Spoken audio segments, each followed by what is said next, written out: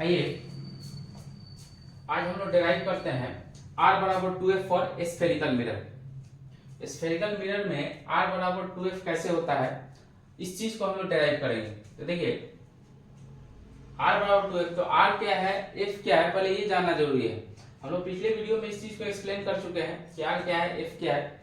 एक बार फिर ध्यान से देख लीजिए, थोड़ा सा हम एक्सप्लेन कर देते हैं। देखिए स्फेरिकल मिरर जो होता है एक स्फीयर का पार्ट होता है, ठीक है, एक हॉलो स्फीयर का पार्ट होता है।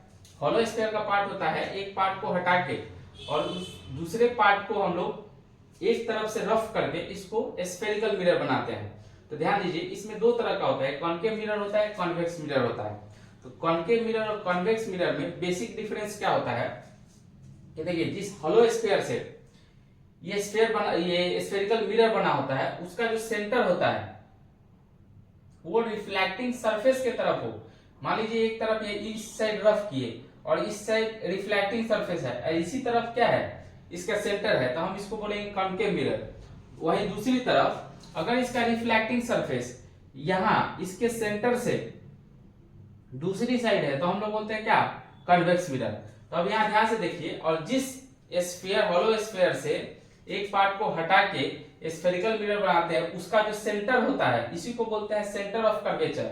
और यहाँ देखिए पोल से सेंटर ऑफ कर्वेचर, इस सेंटर से जो डिस्टेंस होता है उसी को बोलते हैं रेडियस ऑफ कर्वेचर, जिसको हम लोग R से डिनोट करते हैं। अब इसको हम लोग एक्सप्लेन करना है, तो देखिए कैसे हम लोग डिराइव करते हैं। तो पहले जानिए इस प्रिंसिपल एक्सिस, यानी प्रिंसिपल एक्सिस क्या होता है, जो सेंटर ऑफ कर्वेचर और पोल से मिलाने वाली जो लाइन होता है, जो ज्वाइन करने वाला लाइन होता है उसी को बोलते हैं प्रिंसिपल एक्सिस। तो इसके पैरेलल एक रे इंसिडेंट कराए इस स्फीयर पे, तो पैरेलल रे इंसिडेंट कराए तो ये यहां से रिफ्लेक्ट होगा क्योंकि ये रिफ्लेक्टिंग सरफेस है और रिफ्लेक्ट होकर नीचे की तरफ आएगा, यानी ये जहां प्रिंसिपल एक्सिस को इंटरसेप्ट करेगा इसी को बोलते हैं क्या, फोकस। और ये फोकस से इस पोल तक के डिस्टेंस को बोलते हैं क्या, फोकल लेंथ, जिसको हम लोग किससे डिनोट करते हैं, F से। तो पहले ये जान लीजिए कि CP क्या है, R है, और FP क्या है, F है। यानी कि CP क्या है, रेडियस ऑफ कर्वेचर है, और FP क्या है, फोकल लेंथ है। अब चलिए हमको प्रूफ कैसे करना है। तो देखिए यहां से चला रे, ये इंसिडेंट हुआ, अब क्या करेंगे, इसके सेंटर से इस सरफेस पे एक परपेंडिकुलर ड्रॉ करेंगे क्योंकि ऐसे है सरफेस, तो परपेंडिकुलर यहां होगा, यानी कि हॉलो स्फीयर के सेंटर से ही अगर इसके सरफेस पे परपेंडिकुलर ड्रॉ करना है तो सेंटर से ही ड्रॉ कर सकते हैं। सेंटर से ही जो भी लाइन इसको टच करते हुए निकलेगा वही क्या होगा, इस पे परपेंडिकुलर होगा। तो यहां से एक परपेंडिकुलर ड्रॉ कर दिए। जैसे हम जानते हैं कि यहाँ रे इंसिडेंट हुआ, यहां से रिफ्लेक्ट हुआ, इस सरफेस पे परपेंडिकुलर ड्रॉ किए, और ये जो देखिए नॉर्मल या परपेंडिकुलर, नॉर्मल के साथ उसको परपेंडिकुलर को हम लोग नॉर्मल भी बोलते हैं। तो देखिए नॉर्मल के साथ जो इंसिडेंट रे एंगल बनाता है उसको बोलते हैं एंगल ऑफ इंसिडेंस, और जो ये रिफ्लेक्ट हुआ रे, रिफ्लेक्टेड रे और नॉर्मल के साथ जो एंगल बनता है उसको हम लोग बोलते हैं एंगल ऑफ रिफ्लेक्शन। तो यहां सिमिलरली देखिए ये नॉर्मल है, यहां से रिफ्लेक्ट हुआ, तो नॉर्मल के साथ जो angle of incident ray angle बना रहा है उसको हम लोग क्या बोलेंगे, एंगल ऑफ इंसिडेंस I। और ये नॉर्मल के साथ जो रिफ्लेक्टेड रे एंगल बना रहा है उसको क्या बोलेंगे, एंगल ऑफ रिफ्लेक्शन। और हम जानते हैं कि एंगल ऑफ इंसिडेंस और एंगल ऑफ रिफ्लेक्शन दोनों क्या होता है, इक्वल होता है। अब यहाँ ध्यान से देखिए, जब ये एंगल ऑफ इंसिडेंस और एंगल ऑफ रिफ्लेक्शन दोनों इक्वल है और ये एंगल I और ये एंगल दोनों क्या होगा, इक्वल होगा, क्योंकि ये दोनों लाइन पैरेलल है, ये ट्रांसवर्स है, तो ये दोनों क्या हो जाएगा, अल्टरनेट एंगल। तो ये I हो गया, ये R हो गया, I R दोनों इक्वल है।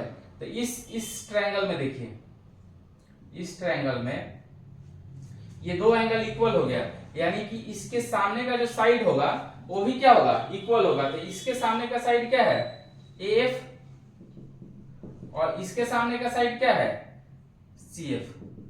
ठीक है, ये दोनों क्या होगा, इक्वल होगा, क्योंकि ये क्या बन गया, आइसोसेलेस ट्रायंगल बन गया, यानी कि दो साइड इक्वल हो गए, दो एंगल इक्वल है तो दो साइड भी इक्वल होगा। तो AF इक्वल टू CF। अब यहां ध्यान से देखिए AF हो गया और CF इक्वल हो गया। अब हम ध्यान से देखें, यहाँ ये देखिए, मान लीजिए ये स्फेरिकल मिरर का जो एपर्चर है वो छोटा होगा, तो हम क्या कंसीडर करते हैं, ये पॉइंट कहाँ कहाँ सिचुएटेड है, यहीं सिचुएटेड है। तो हम लोग लिख लेते हैं कि AF इक्वल टू क्या हो जाएगा, FP। ठीक है, यहां तक कोई दिक्कत नहीं है। यानी कि हम ये मान के चल रहे हैं, इसको एज्यूम करना पड़ेगा, आपको भी एज्यूम करना पड़ेगा, तभी ये डेरिवेशन प्रूफ होगा। बिना एज्यूम किए, क्योंकि ये पर्चर काफी छोटा होता है, तो हम इस पॉइंट को यहां मान लेते हैं, और तब ये पॉइंट अगर यहाँ है तो AF और FP, ये इस यहां से यहां तक का डिस्टेंस और यहां से यहां तक का डिस्टेंस में कोई डिफरेंस नहीं होगा। तो हम लिख सकते हैं AF इक्वल टू क्या हो जाएगा, FP हो जाएगा। अब चलिए, अब हम लोग क्या लिख सकते हैं, यहां से यहां तक का लेंथ CP इक्वल टू क्या लिख सकते हैं, CF प्लस FP। ठीक है, अब देखिए CP equal to CF plus FP। तो CF किसके इक्वल है, AF के इक्वल है। तो CF के जगह पर देखिए, यहाँ इक्वेशन 1 ले लीजिए। तो CF किसके इक्वल है, AF के इक्वल है। CF किसके इक्वल है, AF के इक्वल है। तो CF कहाँ गया, CF की जगह पे हम क्या लिख सकते हैं, AF प्लस FP। ठीक है, और एक और फॉर्मूला दूसरे इक्वेशन में देखिए, दूसरे इक्वेशन में क्या है, AF इक्वल है किसके, FP के। यहाँ देखिए AF इक्वल है FP के, तो हम लिख सकते हैं CP इक्वल टू क्या हो जाएगा, AF की जगह पे क्या लिख सकते हैं, FP लिख सकते हैं ना। FP, ये थर्ड इक्वेशन लिखिए। इस दोनों इक्वेशन के वैल्यू को हम लोग थर्ड इक्वेशन में रखे, तो क्या मिला, CP इक्वल टू क्या हो जाएगा, CP equal to FP plus FP। अब यहां देखिए CP क्या है, CP कौन सा डिस्टेंस है, CP यानी कि सेंटर ऑफ कर्वेचर से पोल तक के डिस्टेंस को क्या बोलते हैं, R। और FP क्या है, F से फोकस से पोल तक के डिस्टेंस को क्या बोलेंगे, फोकल लेंथ, जिसको F से डिनोट करते हैं। यहाँ लिखे भी है FP इक्वल टू F और CP इक्वल टू R। तो CP की जगह पर क्या लिखे, R, FP की जगह पे क्या लिखे, F, और यहाँ भी FP है तो क्या लिखेंगे, F, यानी कि R, F प्लस F क्या लिख सकते हैं, 2F। ये आपका डेरिवेशन प्रूव्ड हो गया। हम लोग को इसी चीज को डिराइव करना था कि जो सेंटर ऑफ कर्वेचर से पोल तक का जो डिस्टेंस, रेडियस ऑफ कर्वेचर होता है, वो फोकल लेंथ का क्या होता है, 2 टाइम्स होता है। यानी कि यहां से यहां तक का डिस्टेंस और यहां से यहां तक का डिस्टेंस दोनों क्या होगा, इक्वल होगा। और ये किसके होगा, ये F होगा और ये भी F होगा, और यहां से यहां तक का डिस्टेंस क्या हो जाएगा, R बराबर 2F। अब हम लोग एक्सप्लेन करेंगे, ये तो हम लोग प्रूफ किए किसके लिए, कॉन्केव मिरर के लिए। अब हम इसी चीज को प्रूफ करेंगे किसके लिए, कॉन्वेक्स मिरर के लिए। ठीक है, अब हम लोग R बराबर 2F डिराइव करेंगे किसके लिए, कॉन्वेक्स मिरर के लिए। तो कॉन्वेक्स मिरर के लिए क्या करेंगे, देख कॉन्वेक्स मिरर में क्या होता है, ये प्रिंसिपल एक्सिस के पैरेलल रे को इंसिडेंट कराते हैं। रे को इंसिडेंट कराएंगे तो ये क्या होगा, ये दूसरी तरफ रिफ्लेक्ट करेगा, ये वाला रिफ्लेक्शन जो रिफ्लेक्टेड रे है। अब क्या होगा, हम जानते हैं एक नॉर्मल ड्रॉ करेंगे इसी स्फेरिकल मिरर पे, जो इसके क्या होगा, सेंटर ऑफ कर्वेचर से पास करेगा।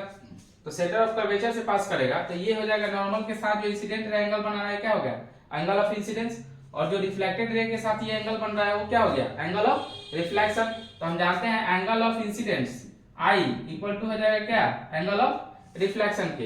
एक चीज यहाँ थोड़ा सा ज्योमेट्री यूज करेंगे, यहाँ देखिए ये एंगल ऑफ रिफ्लेक्शन और ये एंगल दोनों क्या हो जाएगा, इक्वल हो जाएगा। कैसे इक्वल होगा, ये इक्वल होगा वर्टिकली क्या हो जाएगा, अपोजिट एंगल। ये क्या हो गया, वर्टिकली अपोजिट एंगल। यहाँ देखिए, अब देखिए ये एंगल ऑफ इंसिडेंस और ये I, ये दोनों क्या होगा, इक्वल होगा। कैसे इक्वल होगा, यहाँ देखिए इस लाइन को अगर आगे बढ़ाते हैं तो ये क्या हो जाएगा, I और ये I दोनों क्या हो जाएगा, कॉरेस्पॉन्डिंग एंगल होगा। ये नॉर्मल है, ये ट्रांसवर्स है, देखिए ये ट्रांसवर्स है, ये दोनों लाइन पैरेलल है। तो ये एंगल I और ये एंगल I दोनों क्या हो जाएगा, कॉरेस्पॉन्डिंग एंगल। तो यहाँ एंगल R और एंगल I दोनों इक्वल है, हम जानते हैं। तो ये दोनों एंगल इक्वल है, तो इसके सामने वाला साइड भी क्या होगा, इस ट्रायंगल में देखिए, इस ट्रायंगल में ये दोनों के सामने वाला साइड भी क्या होगा, इक्वल होगा। यानी कह सकते हैं कि इसके सामने वाला साइड क्या है, इसके सामने वाला साइड यहां मान लीजिए A है, तो ये हो जाएगा A, यहां लिखिए A, ये B है, तो AC इक्वल टू क्या हो जाएगा, इसके सामने वाला और इसके सामने वाला क्या हो जाएगा, AC इक्वल टू FC। अब देखिए एक यहाँ जो स्मॉल एपर्चर हम लोग लिए थे कॉन्केव मिरर के लिए, ठीक वही कॉन्सेप्ट यहाँ भी यूज करेंगे। हम ये जाने कि ये पूरा स्मॉल एपर्चर है, ये पॉइंट यहाँ स्थित है, तो हम लिख सकते हैं कि AP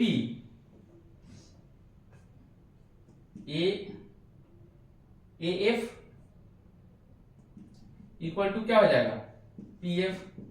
ठीक है, अब देखिए AF इक्वल टू PF हो जाएगा कैसे, हम जाना है कि ये यहाँ स्थित है। अब देखिए AF इक्वल टू PF हो गया, अब लिखिए क्या, यहां से यहां तक लिखिए CP इक्वल टू लिख सकते हैं ना FC plus PF, CP equal to FC plus PF। अब देखिए FC को हम लोग क्या लिख सकते हैं, PF यहां से यहां तक क्या है फोकल लेंथ, और PF की जगह पे क्या लिख सकते हैं AF प्लस PF। अब देखिए AF किसके इक्वल है, यहाँ ये इक्वेशन 1 लीजिए, ये इक्वेशन 2 लीजिए। अब AF किसके इक्वल है, PF के इक्वल है, तो AF की जगह पे क्या लिख सकते हैं PF प्लस PF, और यहाँ CP पहले से यहाँ पे देखिए, तो CP यहाँ से यहाँ तक का डिस्टेंस क्या लिख सकते हैं R, और PF क्या है, ये फोकल लेंथ है, PF इक्वल टू क्या फोकल लेंथ, यानी कि R बराबर 2F, या ये लिख सकते हैं R बराबर 2F। यानी यहां से भी कॉन्वेक्स मिरर के लिए भी हम ये प्रूफ कर दिए। एक बार ठीक से ज्योमेट्री समझिए, अगर ये यहाँ स्थित है, ये जो ट्रायंगल है ये आइसोसेलेस ट्रायंगल बन रहा है, और ये दोनों एंगल इक्वल है, तो इसके सामने वाला साइड क्या हो गया AF, और इसके सामने वाला साइड क्या हो गया FC, यानी कि AC इक्वल हो जाएगा किसके FC के, इसके सामने वाला साइड FC और इसके सामने वाला साइड AF, तो AC इक्वल टू EFC। अब देखिए AF इक्वल टू PF कैसे होगा, तो AF